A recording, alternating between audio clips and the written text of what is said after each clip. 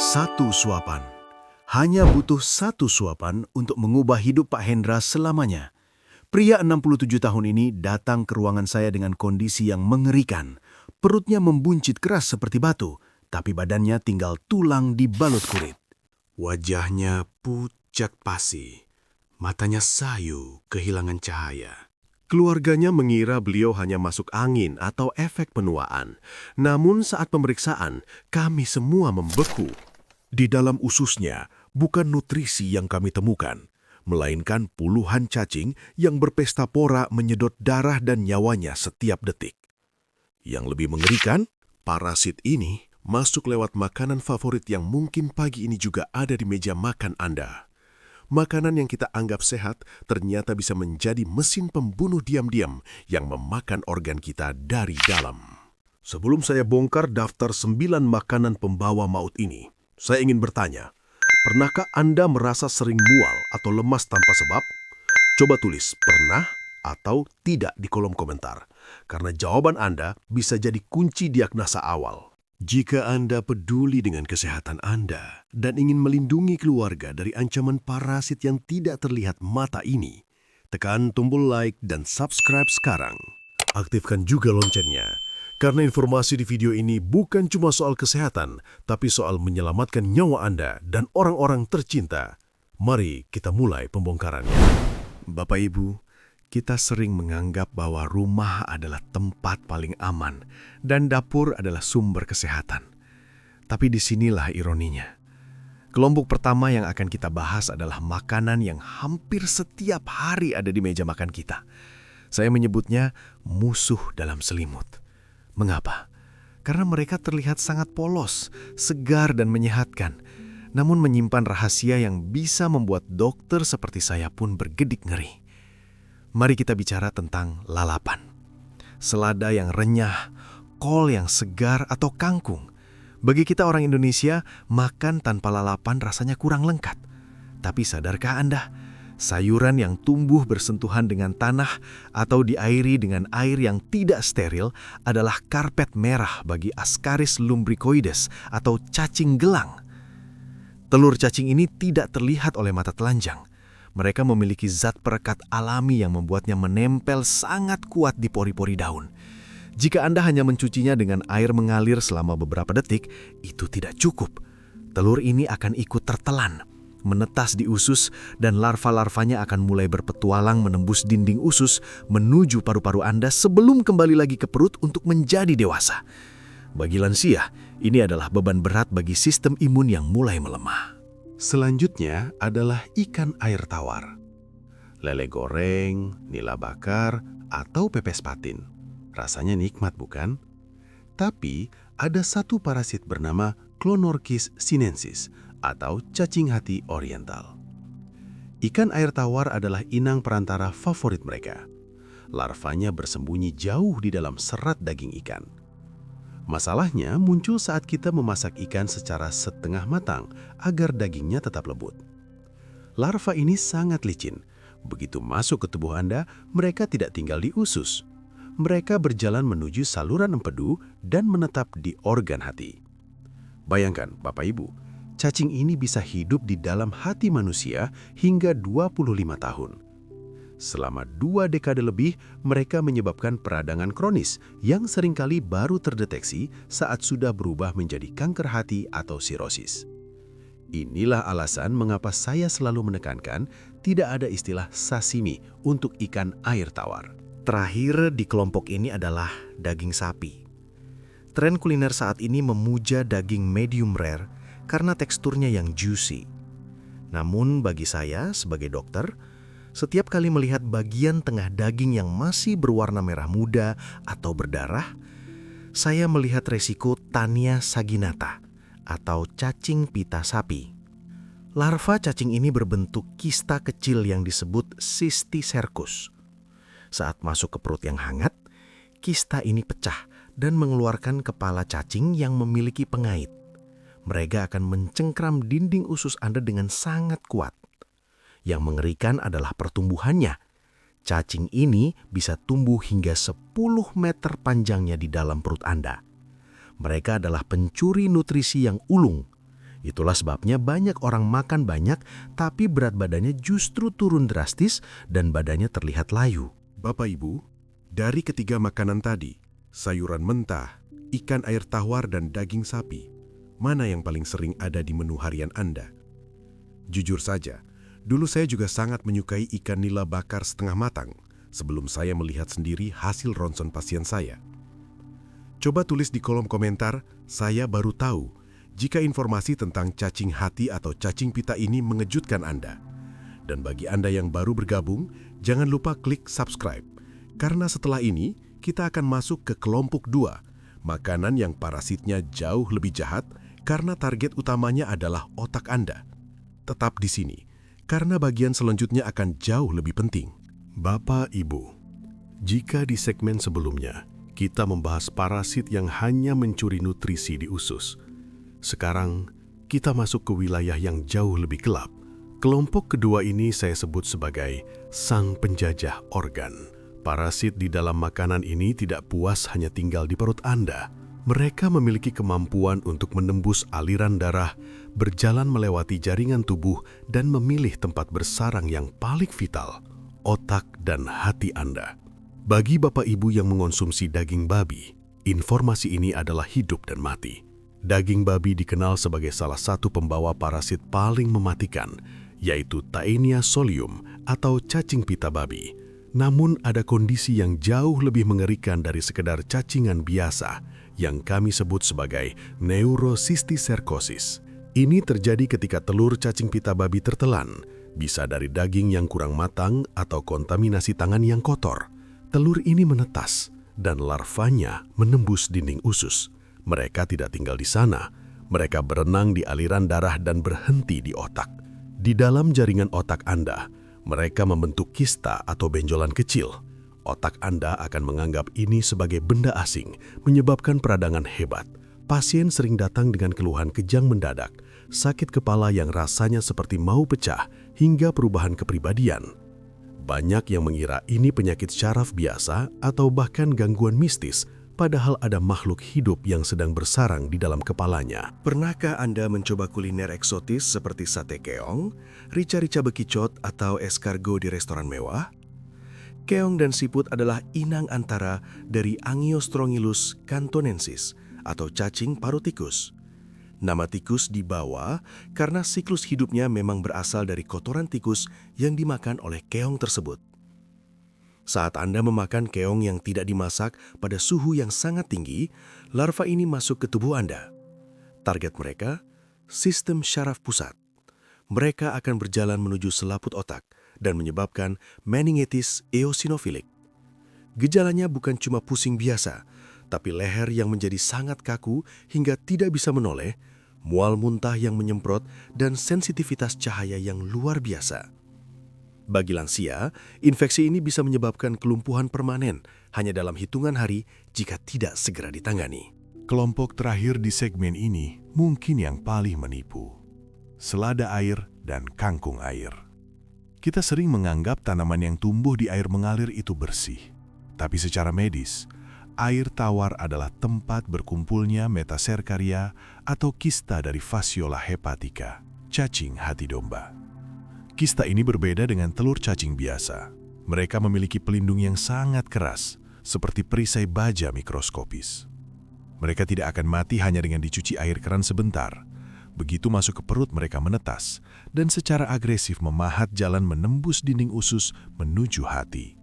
Mereka akan tinggal di sana memakan sel-sel hati Anda dan menyebabkan sirosis atau pengerasan hati. Yang menakutkan, gejalanya sangat mirip dengan hepatitis. Mata kuning dan perut kanan atas yang nyeri. Jangan pernah makan tanaman air sebagai lalapan mentah, karena itu sama saja dengan menelan ribuan kista parasit secara sadar. Bapak Ibu, mendengar ini mungkin membuat kita takut untuk makan. Tapi itulah tujuannya, agar kita lebih waspada, bukan takut. Kesehatan adalah investasi terbesar kita di usia emas. Sebelum kita masuk ke kelompok 3 makanan yang paling berbahaya yang bahkan saya sebagai dokter hindari sama sekali, saya ingin meminta satu hal. Silahkan bagikan, share video ini ke grup WhatsApp keluarga Anda sekarang juga. Mungkin ada anak atau cucu Anda yang hobi makan steak setengah matang atau lalapan mentah. Satu kali klik share dari Anda bisa menyelamatkan kesehatan satu keluarga. Sudah dibagikan? Terima kasih. Sekarang, tarik nafas dalam-dalam, karena apa yang akan saya ungkap di bagian selanjutnya adalah makanan yang paling banyak memakan korban karena salah kaprah dalam pengolahannya. Tetaplah menyimak. Bapak Ibu, kita telah sampai pada bagian yang paling krusial. Jika di segmen sebelumnya saya masih memberikan cara pengolahan yang benar, maka untuk 3 makanan terakhir ini, posisi saya sebagai dokter sangat jelas. Hindari sama sekali jika Anda tidak yakin 100% akan keamanannya. Mengapa? Karena risiko yang Anda pertaruhkan bukan sekadar sakit perut atau diare, melainkan kerusakan organ permanen yang gejalanya seringkali menipu tim medis karena mirip dengan penyakit mematikan lainnya. Mari kita bongkar satu persatu. 7. Kepiting dan udang karang, sang penyamar TBC. Makanan ketujuh adalah favorit banyak orang saat acara makan besar. Kepiting dan udang karang, crayfish. Di balik cangkangnya yang keras dan dagingnya yang gurih, tersimpan parasit bernama Paragonimus atau cacing paru. Inilah yang membuat saya sangat khawatir. Ketika Anda memakan kepiting yang tidak matang sempurna, mungkin karena cangkangnya yang tebal menghalangi panas masuk ke bagian dalam daging, larva cacing paru ini akan menembus dinding usus Anda dan melakukan perjalanan jauh menuju paru-paru. Di sana, mereka menetap dan membentuk kista. Pasien yang terinfeksi akan mengalami batuk kronis, sesak nafas, hingga batuk berdarah. Banyak sekali kasus di mana pasien didiagnosis menderita TBC, tuberkulosis, dan menjalani pengobatan keras selama berbulan-bulan namun tidak kunjung sembuh. Kenapa? Karena musuhnya bukan bakteri, melainkan cacing yang sedang bersarang di paru-parunya. Jika cacing ini nyasar ke otak, ia bisa menyebabkan kelumpuhan atau kejang yang fatal. Ini adalah poin yang paling banyak menelan korban. Ada tradisi di beberapa tempat atau tren kuliner modern di mana orang mengonsumsi makanan laut mentah yang hanya direndam dalam alkohol, cuka, atau perasan jeruk nipis. Mereka percaya bahwa cairan asam atau alkohol tinggi bisa membunuh parasit. Bapak Ibu, saya tegaskan hari ini, itu adalah mitos yang sangat menyesatkan. Larva parasit seperti Paragonimus atau Anisakis memiliki lapisan pelindung yang sangat kuat. Merendam daging mentah dalam alkohol atau cuka hanya akan membumbui parasit tersebut, bukan membunuhnya. Mereka tetap hidup, tetap aktif, dan siap menyerang tubuh Anda begitu tertelan. Jangan pertaruhkan nyawa Anda demi tren makan mentah yang hanya didasari anggapan keliru. Suhu panas adalah satu-satunya bahasa yang dimengerti oleh parasit-parasit ini. Dan akhirnya, kita sampai pada makanan nomor 1 yang paling banyak disukai, namun paling saya hindari. Makanan ini sering muncul dalam bentuk olahan cepat saji atau hidangan prasmanan. Olahan jeroan yang tidak higienis. Jeroan seperti usus, babat, dan hati adalah filter alami tubuh hewan. Jika tidak dibersihkan dengan standar medis dan dimasak dengan tekanan tinggi, presto, atau suhu yang sangat lama, mereka adalah sarang utama bagi segala jenis telur cacing dan bakteri patogen. Sebagai dokter, saya sudah terlalu sering melihat komplikasi dari konsumsi jeroan yang terkontaminasi, mulai dari abses hati hingga penyumbatan usus total oleh massa cacing. Kenikmatan sesaat dari gurihnya jeroan tidak sebanding dengan penderitaan jangka panjang yang harus Anda tanggung di usia senja. Bapak Ibu, informasi di segmen ini mungkin terdengar keras, tapi ini adalah bentuk kasih sayang saya sebagai tenaga medis kepada Anda semua. Kita ingin menikmati masa tua dengan bahagia, melihat cucu tumbuh besar tanpa harus terbaring di rumah sakit karena kesalahan dalam memilih makanan. Coba cek sekarang, apakah ada anggota keluarga Anda yang suka sekali makan kepiting atau jeroan? Beritahu mereka, atau kirimkan video ini kepada mereka. Tulis di kolom komentar, saya akan lebih hati-hati sebagai komitmen Anda untuk menjaga kesehatan mulai hari ini. jangan beranjak dulu, karena di segmen terakhir saya akan memberikan panduan lengkap tentang cara membersihkan tubuh dari parasit yang mungkin sudah terlanjur masuk, serta tanda-tanda tubuh Anda perlu detoks parasit segera. Tetaplah bersama saya. Bapak Ibu, setelah mendengar semua bahaya tadi, mungkin Anda merasa cemas. Anda mungkin bertanya-tanya, "Dok, saya sudah puluhan tahun makan lalapan dan sate jeroan. Apakah sudah ada cacing di dalam tubuh saya?" Jangan panik. Tubuh manusia adalah mesin yang luar biasa, dan selama kita tahu cara memperbaikinya, belum ada kata terlambat. Di segmen terakhir ini, saya akan bagikan protokol keselamatan untuk membersihkan parasit dan cara mencegahnya agar tidak kembali lagi. 1. Deteksi dini, tanda tubuh Anda dijajah parasit. Sebelum kita bicara obat, kenali dulu sinyal dari tubuh Anda. Parasit adalah pencuri yang licik, tapi mereka selalu meninggalkan jejak. Jika Bapak Ibu sering merasa lelah yang luar biasa padahal sudah cukup tidur, perut sering kembung atau begah secara misterius, gatal di area dubur terutama pada malam hari, berat badan turun padahal nafsu makan meningkat drastis, itu adalah alarm bahwa ada penumpang gelap yang sedang berpesta. Jika gejala ini muncul, jangan tunda untuk melakukan cek feses di laboratorium. Itu adalah cara paling akurat untuk melihat apa yang sebenarnya terjadi di dalam usus Anda. Kembali ke dapur. Untuk sayuran yang ingin dikonsumsi mentah, lupakan cara cuci lama yang hanya dicelup-celup. Gunakan protokol ini. Pertama, siapkan wadah berisi air bersih dan tambahkan 2 sendok makan garam dapur. Rendam sayuran selama 15 hingga 20 menit. Garam akan membuat telur cacing yang menempel kuat menjadi lemas dan terlepas dari permukaan daun. Setelah direndam, bilas setiap lembar daun di bawah air mengalir yang deras. Ingat, telur cacing itu licin. Mereka butuh dorongan air untuk benar-benar pergi dari piring Anda. Untuk daging dan ikan, senjata terbaik kita adalah panas.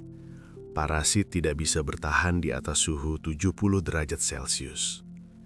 Jika Bapak Ibu memasak daging sapi atau babi, pastikan bagian tengahnya tidak lagi berwarna merah muda. Gunakan teknik slow cooking atau presto jika perlu. Untuk ikan air tawar, gorenglah sampai teksturnya garing di luar dan matang merata di dalam. Ingat prinsip ini, lebih baik makan daging yang sedikit alot tapi aman, daripada daging lembut yang membawa maut.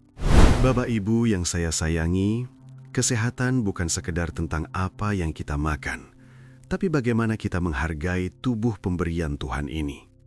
Di usia emas ini, Anda berhak menikmati hidup yang bahagia tanpa gangguan kesehatan yang seharusnya bisa dicegah. Video ini bukan untuk menakut-nakuti, tapi untuk mempersenjatai Anda dengan ilmu.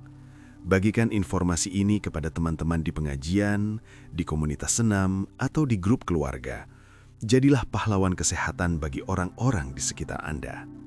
Jika Anda merasa video ini bermanfaat, silakan klik tombol like dan bagikan sekarang juga. Jangan lupa subscribe dan tulis di kolom komentar topik kesehatan apa lagi yang ingin Bapak Ibu bahas bersama saya. Saya akan mencoba menjawab setiap pertanyaan Anda di waktu luang saya. Saya Dr. Darmawan dari channel yang membahas kesehatan lansia. Terima kasih telah menyimak hingga detik terakhir. Jaga selalu piring Anda, jaga selalu kesehatan Anda, dan tetaplah bahagia di usia emas. Sampai jumpa di video edukasi berikutnya. Salam sehat.